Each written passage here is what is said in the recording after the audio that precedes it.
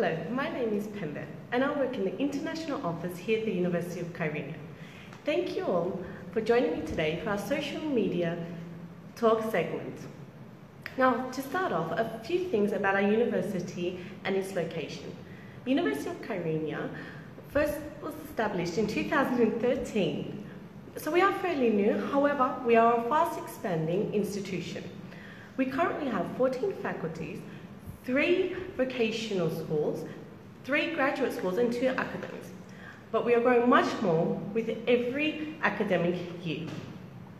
The roots of the university lie with the establishment of the first Maritime Studies faculty in Cyprus at our sister university, Near East University, in 1978. This history gives us 42 years of expertise in the field. The faculty then moved to University of Girne in 2013 when the construction was completed. We are located in a beautiful city, Girne, in North Cyprus, which is located south of Turkey. North Cyprus is known to be a fairly safe island, which makes it ideal for the student's life. The main language spoken here is Turkish. However, you'll find many people, like myself, that know English and or other languages.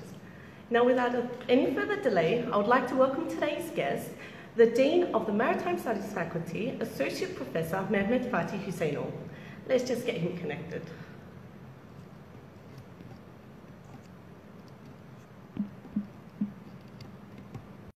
Just waiting for a moment while he connects.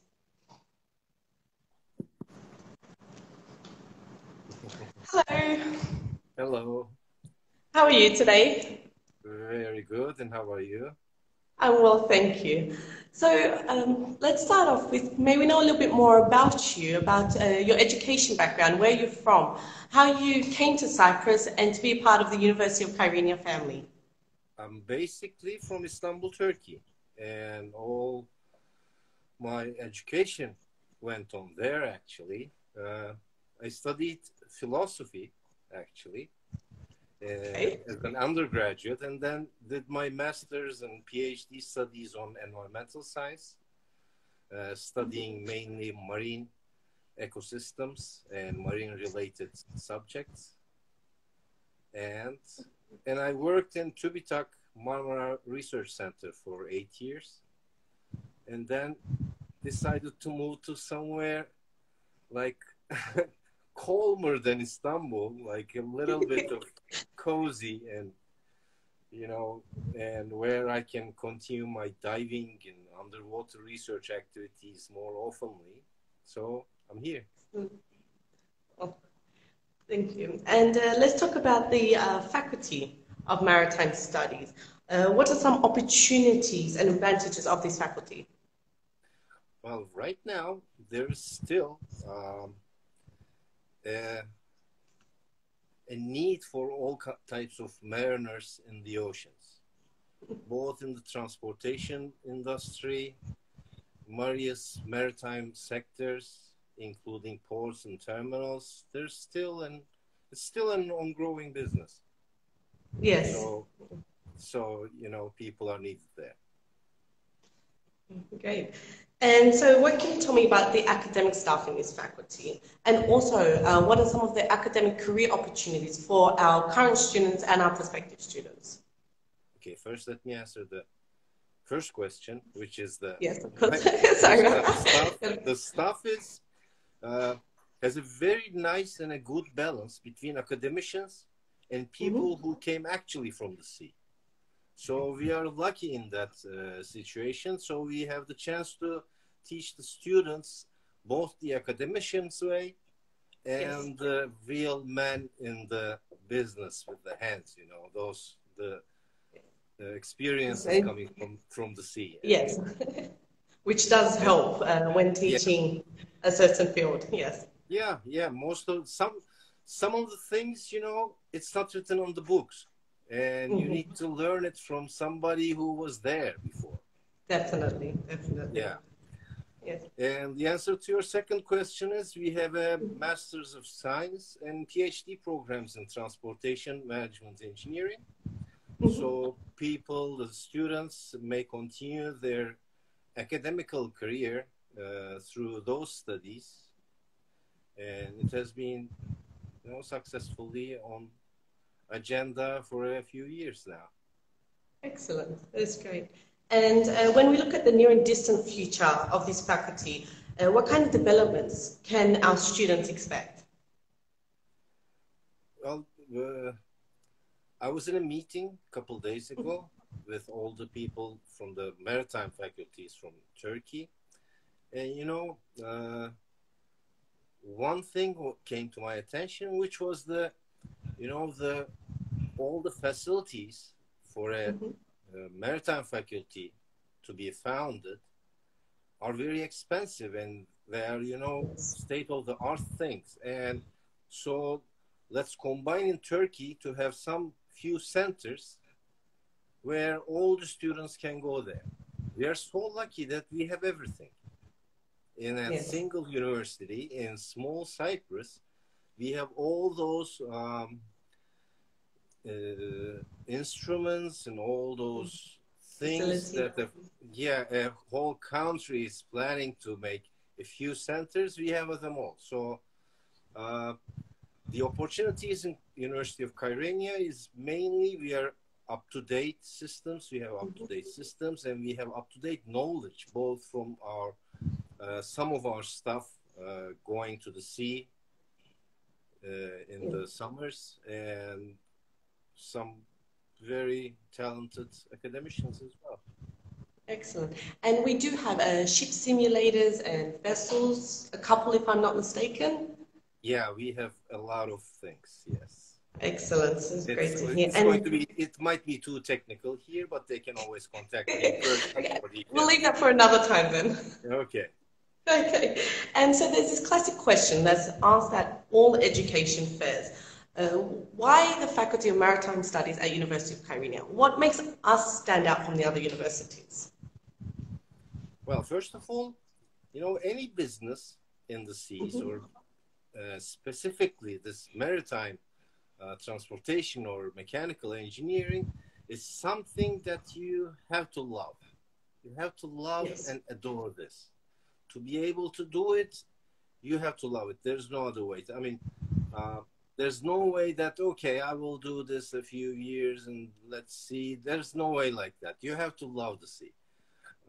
Otherwise, it's not going to happen. So we are very lucky that in Kyrenia, we are near the sea. We are surrounded by the sea and ships and some part of transportation business. So, it's like we're right on top of it. Yes, I agree.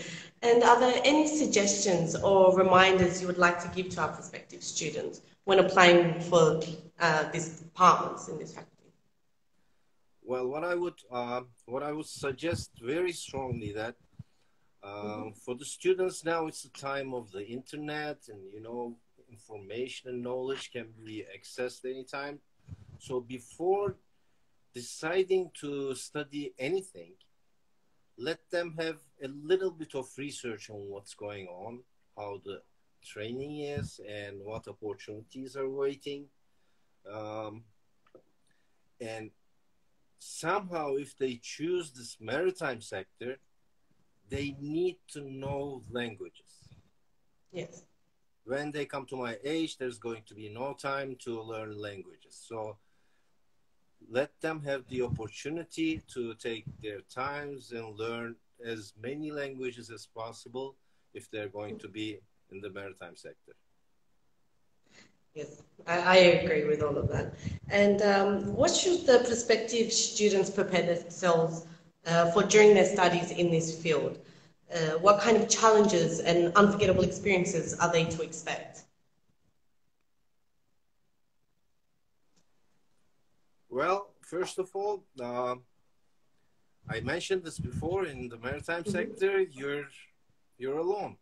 You're on the sea sometimes for 3-4 months without seeing, with only seeing your crew, which is sometimes like 10 people, and some seabirds if you're lucky.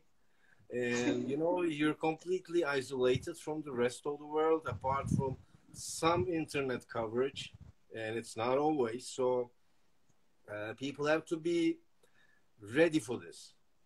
Okay. Yes. And this is sometimes very good, actually. When I go to the beach and not take my telephone with me, not take my cell phone with me, I sometimes feel very, very different. You know, it's something like that, but for extended periods of time. So that is something they have to be ready about. But other than that, it's lovely. And do you have any anecdotes from your student years that you would like to share with us? Well, the one that I can tell is we were on a research vessel in the middle of Baltic Sea, and we couldn't see the land for the past few days, and we were in the middle somewhere, and there was a huge storm. Our boat, the research vessel, was 40 meters, but you know, everybody was saying, okay, we're going to sink, you know. Somehow I was the only person who wasn't Polish on the entire ship, and I was the only one who wasn't afraid. And I'm sure there was a language barrier and everything, the culture barrier and everything like that. No, not really. No? No, we look like each other, scientists. Excellent. And also, so I've seen that we've kind of flew through today. So I just wanted to ask a few more things. I know from a few former students that when they did their seagoing training, they traveled to many countries around the world. I'm sure that is one big advantage of this field, is seeing the world from a different perspective. At the University of Girne, we established a Marine Student Career Center. So right now, all our students have almost zero difficulty in finding the trainings and all through the world, actually. And people are going to everywhere from South America to China to, you know, they first fly there, get on the ship and travel to some other part of the world for extended periods of time. Sometimes even all the way to Australia on the other side. Wait all the way to down under. Yes. They do it, yeah. Excellent, yes. And is there anything else you would like to share with us? Anything at all? Any piece of advice? Well, they have to, you know, it's, as I said, it's the time of, you know, communication. Everybody needs to stay in communication all the time to get the best of knowledge and to be able to prevent themselves from making errors. Okay, great. Well, I guess we've come to the end of our segment for today. Thank you very much for taking the time out and joining us, and hopefully we can do this again soon. Okay. Okay. Thank you very much. Okay, bye-bye. Bye-bye.